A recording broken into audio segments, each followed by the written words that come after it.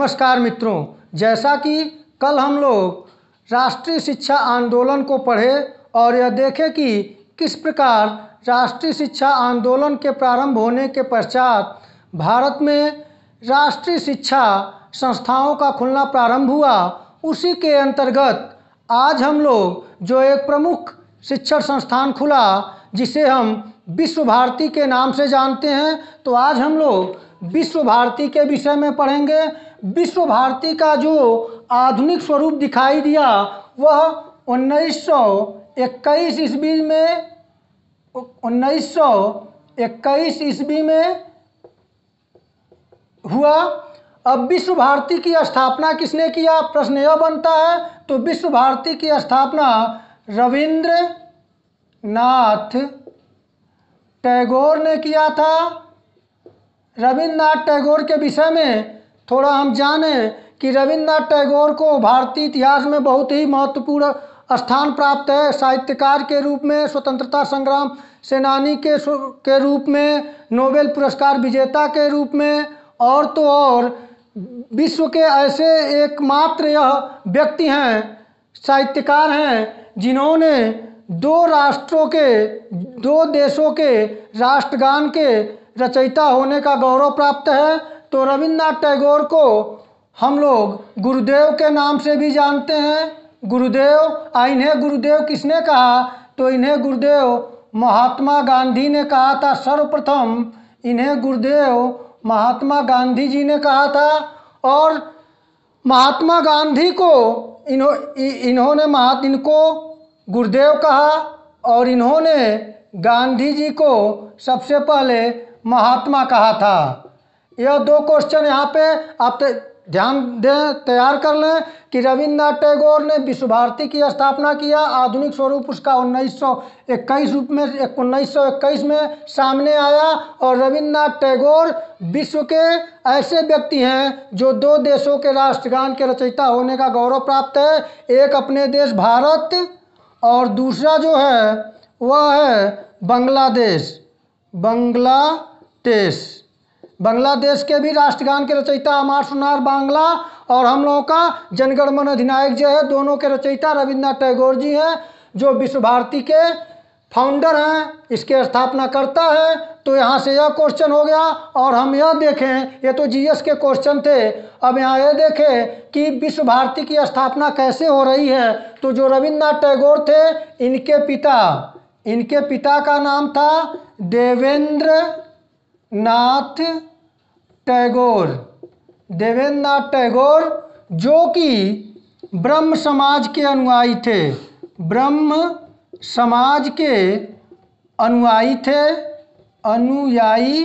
थे। अब यहाँ से एक क्वेश्चन और बन सकता है कि ब्रह्म समाज की स्थापना किसने किया था। तो आप जानते हैं कि ब्रह्म समाज की स्थापना 1828 ईस्वी में राजा राम मोहन राय ने किया था।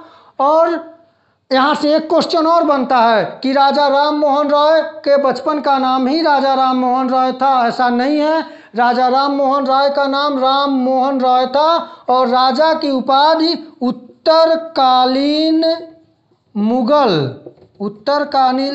मुगल सम्राट, जो कि नाम मात्र का सम्राट था, लेकिन उत्तर मुगल कालीन में वो था, इसलिए नाम सम्राट लिखा जा सकता है कि सम्राट अकबर सेकंड ने राम मोहन राय को राजा की उपाधि दिया था। और क्यों दिया था, ये भी प्रश्न आ सकता है परीक्षा में। तो इसलिए दिया था कि उस समय तक 1828 ईस्वी तक भारत में अंग्रेजों का बोलबाला बढ़ चुका था और अंग्रेजों ने अकबर सेकंड के पेंशन को बंद कर दिया था। और राजा राम मोहन राय एक पढ़े लिखे अत्याधुनिक व्यक्ति थे और इनका इंग्लैंड जाना आना रहता था। तो यह जब इंग्लैंड जा रहे थे तो उस समय अकबर सेकंड ने कहा कि आप मेरे तरफ से भारत के प्रतिनिधि हैं, आप राजा हैं, आप वहां जाकर मेरे पेंशन को चालू करा दें। इस तरह से इसने इन्हें राम मोहन राय को राजा की उपाधि प्रदान किया।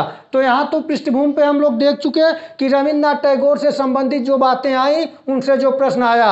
अब हम लोग मुख्य लक्ष्य की तरफ बढ़ेंगे और यह देखने का प्रयास करेंगे कि विश्व भारती की जो 1921 ईस्वी में जो स्थापना हो रही है, इसके क्या क्या कारण हैं और कैसे कैसे हो रहा है, इसके विषय में हम लोग पढ़ेंगे। तो आइए देखते हैं कि जो विश्व भारती है, इसकी स्थापना की पृष्ठभूमि, जैसा कि हम लोग कल के वीडियो में, इसके पहले की वीडियो में देखे हैं कि किस प्रकार भारत में राष्ट्रीय शिक्षा आंदोलन हुआ, तो विश्व भारती की भी स्थापना हुई अन्य संस्थाओं के साथ साथ। तो विश्व भारती की स्थापना का श्रेय रविन्द्रनाथ टैगोर को है। तो रविन्द्रनाथ टैगोर महोदय बचपन में अपने पिता के साथ उनके द्वारा बनाए गए शांति निकेतन एक स्थान है, उस स्थान पर इनके पिता देवेंद्र नाथ टैगोर ने एक आश्रम की स्थापना किए थे, जो कि प्रकृति के गोद में था, अर्थात एकांत जगह पे था। वहाँ ये बचपन में अपने पिता के साथ जाते थे और जब वहाँ जाते थे तो इन्हें वहाँ अत्यंत ही सरल, सहज और स्वतंत्रता और शांति का अनुभूति होती थी। इसलिए इन्होंने अपने पिताजी से आज्ञा लेकर 1901 ईस्वी में, कब, 1901 ईस्वी में रविन्द्रनाथ ने एक शिक्षण संस्था खोले, जिसमें मात्र 5 विद्यार्थी थे। कितने विद्यार्थी थे? 5 छात्र थे, मात्र 5 छात्र थे। 1901 में अपने पिता से आज्ञा लेकर एक शिक्षण संस्था खोले, जिसमें मात्र 5 छात्र थे। अब आप सोचिए कि उन्होंने जिस समय 1901 में अपने पिता से आज्ञा लेकर एक शिक्षण संस्था खोले शांति निकेतन में, उसमें मात्र 5 छात्र थे।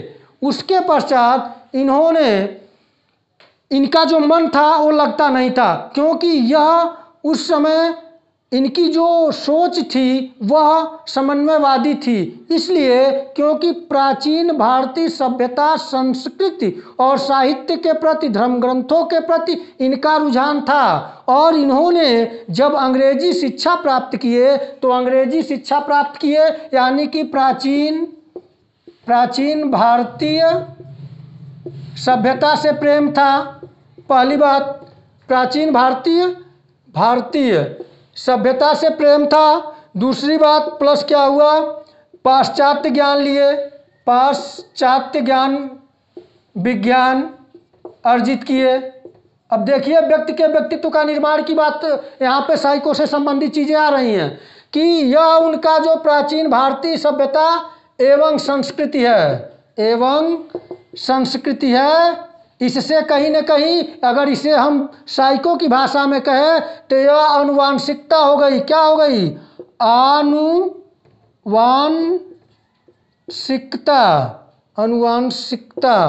ये आनुवांशिकता हो गई।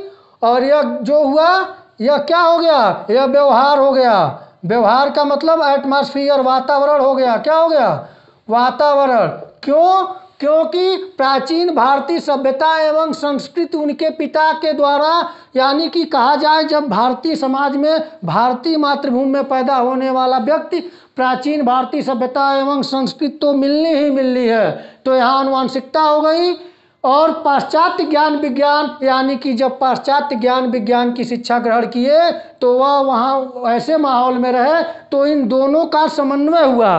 तो इनकी जो सोच थी वह देखा जाए तो अन्य भारतीय धार्मिक कट्टर व्यक्तियों से इनकी सोच बहुत आगे थी, क्योंकि उस समय यह प्रकृतिवादी कहे जाते थे, समन्वयवादी कहे जाते थे। क्योंकि अगर देखा जाए कि धार्मिक रूप से कट्टर वही व्यक्ति हो सकता है जो कूपमंडूक हो। यहाँ पे यह विद्यार्थियों, आप लोगों को इस चीज को समझना चाहिए कि अपने गली में बिल्ली भी शेर बनती है, कुत्ता भी शेर बनता है। उसी तरह से जैसे कुएं में गिरा हुआ मेढक पूरे विश्व पूरे समुद्र को जानता है, यह कुआं ही है। इसी प्रकार जो सिर्फ अपने धर्म अपने ही यहाँ की बातों को जानता है, वह उसका जो सोच हो दायरा है वो संकीर्ण हो जाता है। तो कहने का तात्पर्य यह है कि जो रविंद्रनाथ जी थे, इनका जो दृष्टिकोण था, रविंद्रनाथ जी का दृष्टिकोण काफ़ी व्यापक था। काफ़ी क्या था? व्यापक था। क्यों व्यापक था? क्योंकि मैं अब इसके पहले अभी बताया आप लोगों को कि यह प्राचीन भारतीय सभ्यता संस्कृति के ज्ञाता थे ही थे, साथ में पाश्चात्य ज्ञान विज्ञान के भी ज्ञाता थे। इसलिए इनका दृष्टिकोण काफ़ी व्यापक हो गया और इन्होंने जो 1901 ईस्वी में शिक्षण संस्था का निर्माण किए थे, उसके बाद इन्होंने 1921 ईस्वी में विश्व भारती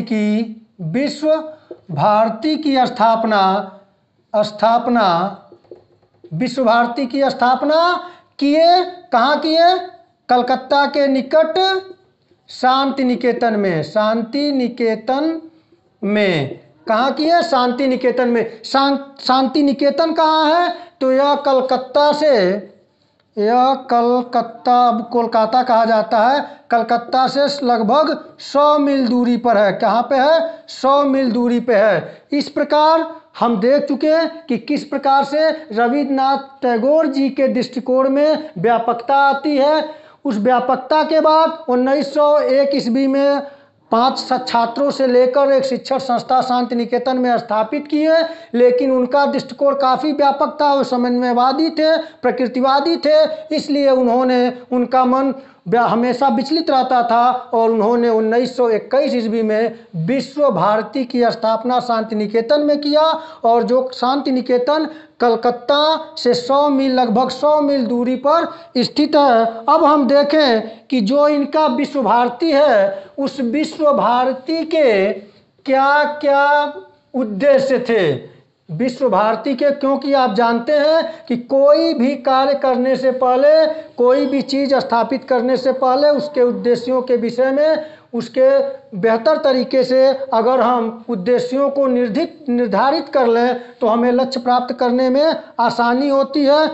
तो इनका जो दृष्टिकोण था, इस दृष्टिकोण से इनका जो विश्व भारती के उद्देश्य क्या क्या थे? तो विश्व भारती के उद्देश्य के अंतर्गत जो पहला सबसे बड़ी बात थी, जो इसका उद्देश्य था, वह था सबसे पहले विश्व बंधुत्व।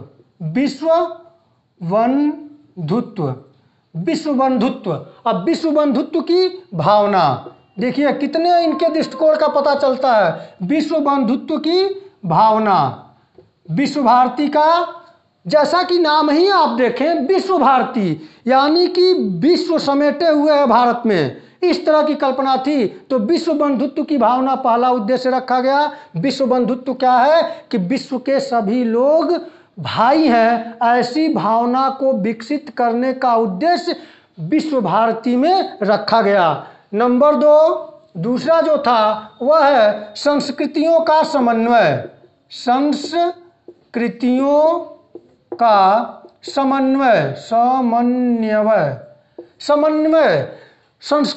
समन्वय। संस्कृत आप जानते ही हैं कि भिन्न संस्कृतियां जो होती हैं वह समय और स्थान सापेक्ष होती है। भिन्न भिन्न भौगोलिक परिस्थितियों के आधार पर लोगों की भिन्न भिन्न संस्कृतियां होती हैं। और समन्वय का मतलब मेल, कि कुछ इस संस्कृति की, जैसे मान लीजिए आज संपूर्ण विश्व में हम कहें तो जो सांस्कृतिक विविधताएं हैं, उन सांस्कृतिक विविधताओं को आपस में समन्वय करना, मेल कराना, इस भावना को उद्देश्य रखा गया विश्व भारती के अंतर्गत कि संस्कृतियों का समन्वय। कि जो संस्कृतियां, अब ऐसा नहीं है कि हम चावल खाते हैं तो रोटी खाने वाला बुरा है, ऐसा नहीं है। रोटी चावल या जो जिस परिस्थितियों में, जिस प्राकृतिक वातावरण में व्यक्ति को जो मिलेगा उसे उसने अपने संस्कृति का अंग बना लिया। तो इन्होंने विश्व भारती के अंतर्गत जो उद्देश्य रखा तो उसमें रखा कि सभी संस्कृतियों का समन्वय हो। उसके पश्चात जो तीसरा रखा गया, उदार दृष्टिकोण। दृष्टिकोण। अब आप देखें उदार दृष्टिकोण। उदार दृष्टिकोण यानी कि सभी के प्रति, सबके प्रति दयालुता का भावना, कर्तव्य निष्ठा का भावना, यानी कि किसी को क्षति न पहुंचाया जाए, व्यक्ति ऐसा क्यों है यह जानने का प्रयास किया जाए, सबके प्रति उदार दृष्टिकोण रखने का उद्देश्य रखा गया। और इसके अतिरिक्त जो चौथा है वह सुख एवं शांति की शिक्षा। सुख एवं शांति की शिक्षा, शांति की शिक्षा देने का उद्देश्य रखा गया। जैसे कि आप जान रहे हैं, देखते आ रहे हैं कि विश्व बंधुत्व, संस्कृतियों का समन्वय, उदार दृष्टिकोण, सुख एवं शांति, अगर इन तीनों के अलावा जानकारी व्यक्ति को हो जाए तो सीधी सी बात है सुख एवं शांति अपने आप आ जाएगी। तो सुख एवं शांति कि मानव सुखपूर्वक जिए, शांतिपूर्वक जिए, इसको उद्देश्य रखा गया। और इसके बाद जो पांचवा है वह जीवन दर्शन। वह क्या है? जीवन दर्शन। जीवन दर्शन, जीवन दर्शन का तात्पर्य है कि पूरे जीवन के अंतर्गत क्या क्या परिस्थितियां आती हैं, क्या क्या मोड़ व्यक्ति के जीवन में आता है, उन सब की जानकारी कि एक व्यक्ति का जीवन दर्शन कैसे बनता है, उसमें परिस्थितियों का क्या रोल होता है, वह सब के बारे में शिक्षा देने की उद्देश्य रखा गया। और जो छठा था वह था मानवता। छठा क्या था? मानवता। यानी कि देखा जाए तो विश्व भारती के उद्देश्य इतने समीचीन और इतने मतलब प्रगतिशील हैं कि मानवता यानी कि संपूर्ण जातियों में, संपूर्ण संस्कृतियों का वाहक जो मानव है वह सबसे पहले मानव है और उसके अंदर मानवता का गुण होना चाहिए। किसी भी परिस्थिति में मानवता का हनन न हो, ऐसी शिक्षा दी गई, ऐसे उद्देश्य रखे गए। अब आप इन उद्देश्यों को देख चुके हैं। अब इसके बाद हम विचार करेंगे कि उसके उद्देश्यों को, इतने आदर्श उद्देश्यों को रखने के बाद विश्व भारती विश्वविद्यालय की क्या क्या विशेषताएं हैं। विश्व भारती जो कि अंतर्राष्ट्रीय विश्वविद्यालय, विश्व भारती अंतर्राष्ट्रीय विश्वविद्यालय आज के समय में अंतर्राष्ट्रीय विश्वविद्यालय के रूप में स्थापित है, और देश विदेश स्थापित है, और देश विदेश के तमाम छात्र विश्व भारती में शिक्षा ग्रहण करके मानवता के पुजारी बन रहे हैं। और इसकी विशेषता जो है, विश्व भारती की विशेषताएं, विश्व भारती की जो विशेषताएं हैं, इसमें सबसे नंबर 1 है गुरु शिष्य परंपरा, गुरु शिष्य संबंध। जो गुरु शिष्य संबंध है, तो गुरु शिष्य संबंध यह प्राचीन भारतीय वैदिक शिक्षा के अंतर्गत गुरु शिष्य संबंध जो होते थे वह आत्मीयता के होते थे, पिता पुत्रवत होते थे और बहुत ही स्नेह के होते थे। ऐसी उसकी प्रमुख विशेषता थी। दूसरी प्रमुख विशेषता जो है यह है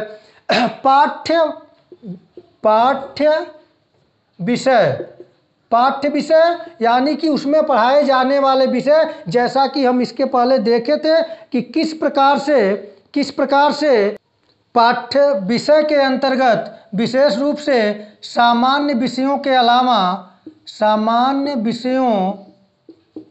अलावा कला, नृत्य और संगीत की विशेष व्यवस्था की गई थी। यानी कि जो पाठ्य विषय थे उसमें सामान्य विषयों में जो हमारे साइंस ग्रुप है, आर्ट ग्रुप है, कॉमर्स ग्रुप है, यह सामान्य विषयों के अलावा कला, नृत्य और संगीत की विशेष व्यवस्था थी। और छात्र अपने रुचि एवं इच्छा के आधार पर इन विषयों का चयन कर सकते थे।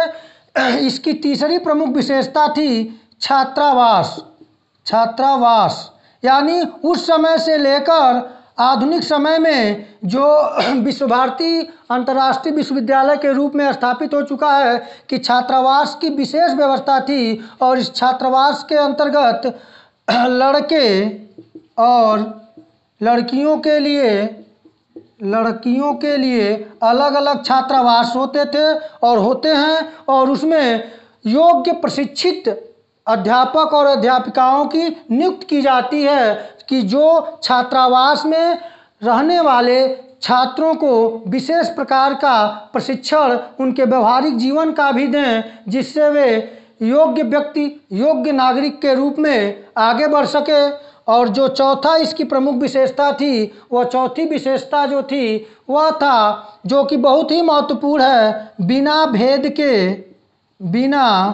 भेद के प्रवेश। यानी कि भारत के अलावा विदेशों के भी छात्रों को बिना किसी भेदभाव को इसमें प्रवेश दिया जाता है। यह इसकी प्रमुख विशेषता है, जो इसे एक प्रमुखता से एक बेहतर संस्था के रूप में स्थापित करती है। और जो पांचवा था, बहुत ही महत्वपूर्ण था, वह था समाज सेवा की शिक्षा। वह था समाज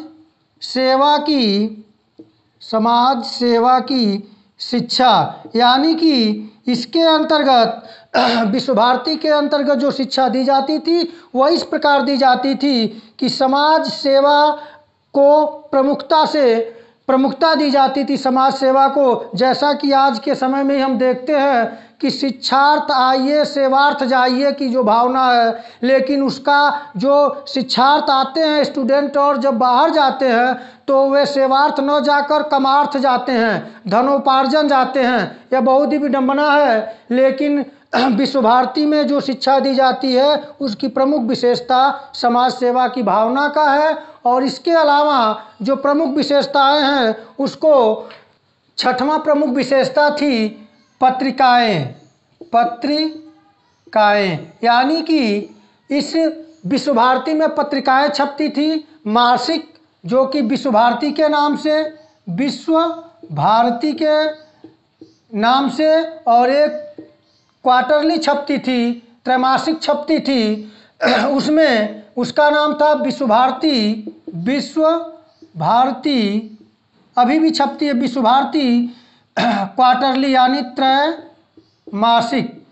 मासिक के दोनों पत्रिकाएं छपती थी। और इन पत्रिकाओं के छपने के पीछे उद्देश्य था कि बालकों के अंदर, छात्रों और छात्राओं के अंदर अंतर्निहित शक्तियों को विकसित किया जा सके और वह अपने अभिव्यक्त को इन पत्रिकाओं के माध्यम से अपने विचारधाराओं को व्यक्त करें। और इसके अलावा जो इसकी प्रमुख विशेषता थी दंड विधान, जो दंड विधान किया जाता है विश्व भारती में, वह शारीरिक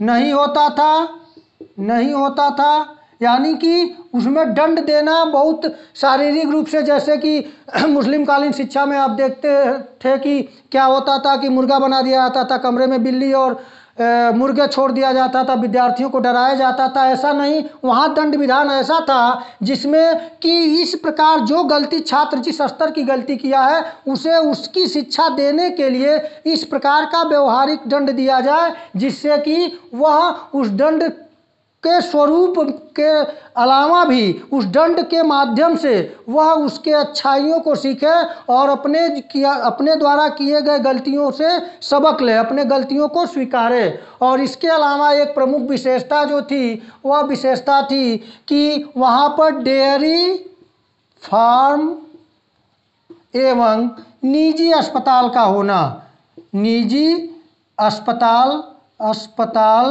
का होना। यानी कि विश्व भारती में डेयरी फार्म और निजी अस्पताल भी स्थापित किया गया था। डेयरी फार्म स्थापित करने के पीछे कि जिन बच्चों की रुचि डेयरी से संबंधित है उसमें वे अपना व्यवहारिक जीवन शुरू कर सकते थे, उसमें कार्य भी करते थे। और उसके साथ साथ एक लाभ ये भी होता था कि वहाँ के शिक्षकों, वहाँ के विद्यार्थियों को शुद्ध मक्खन, घी, दूध, दही इस तरह के स्वास्थ्यवर्धक चीज़ों की प्राप्ति भी हो जाती थी। और उनका स्वास्थ्य परीक्षण के लिए निजी अस्पताल भी हैं, उस समय भी थे, अब भी हैं। तो यह बहुत प्रमुख विशेषताएं हैं। आज भी हमारे विश्वविद्यालय में भी और अन्य शिक्षण संस्थानों में भी निजी अस्पताल हैं, लेकिन उनका कार्य न के बराबर है। अगर जाके मुआयना किया जाए तो समझ में आएगा, उस पर अधिक न कहें, नहीं तो विवादित हो जाएगा यह प्रश्न। और इसकी एक सबसे प्रमुख और अंतिम विशेषता जिसे हम कह सकते हैं कि प्राचीनता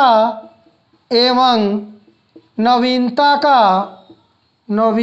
का समन्वय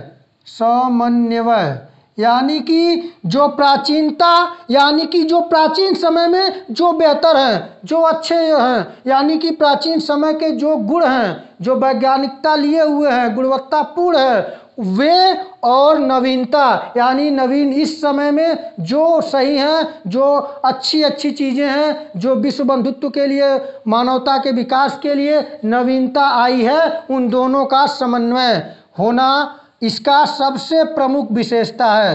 दोनों का समन्वय विशेषता सबसे प्रमुख विशेषता है। सबसे प्रमुख विशेषता क्या है कि प्राचीनता एवं नवीनता का समन्वय, कि प्राचीन समय में जो बेहतर है उन बेहतरों को रखते हुए नवीन जो बेहतर है दोनों का समन्वय कराए, यह सबसे बेहतर है। तो मित्रों, आज हम लोग विश्व भारती अंतर्राष्ट्रीय विश्वविद्यालय के विषय में आज हम लोग पूरी जानकारी प्राप्त किए। इसके बाद अगले वीडियो में अगले शिक्षण संस्थान और कोशिश करेंगे कि उसको आपको शॉर्ट में करेंगे, नहीं तो वीडियो बड़ी बन जा रही है। तो मित्रों, आप वीडियो को लाइक, शेयर और सब्सक्राइब करना न भूलें। धन्यवाद।